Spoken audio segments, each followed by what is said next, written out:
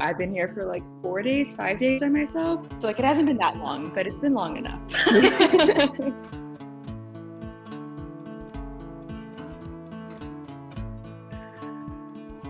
I know this town just as much as I know the town that I really grew up in.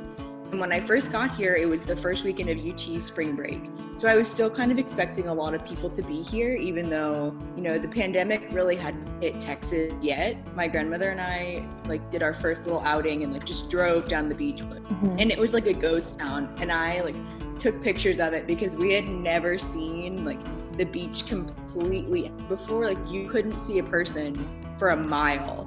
And usually it is packed with tents and easy ups and people playing volleyball and people in the water. And there was maybe 1 or 2 people just taking a walk. Every restaurant is closed. Everything is closed. There's a few things doing drive-through, but it is so odd. I've never seen it like this.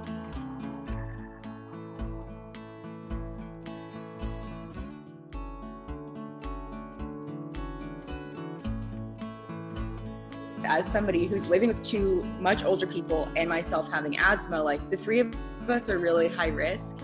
We have Clorox wipes, anytime we need to go out and pick up a prescription or pick up mail, you have to wipe it down before you can come inside.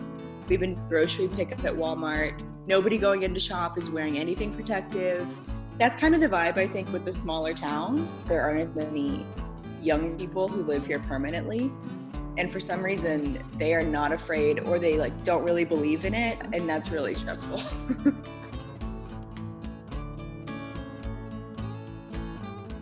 My friends and I are always we feel bad being so upset about our college graduation and our fun senior year being cut short. Because it's kind of you've been working all 4 years, even on bad days, think about you're gonna get the fireworks in the tower and the Eyes of Texas and get to turn your ring.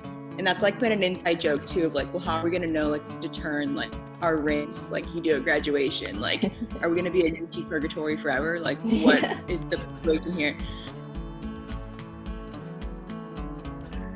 There's probably a lot of your peers who either have underlying conditions or disease or things going on that you may not know about that's really stressing them out. So if you see people who are really pushing against going back out, maybe don't give them such a hard time about it. There's a lot more people who are young that this could affect than what I think you might realize.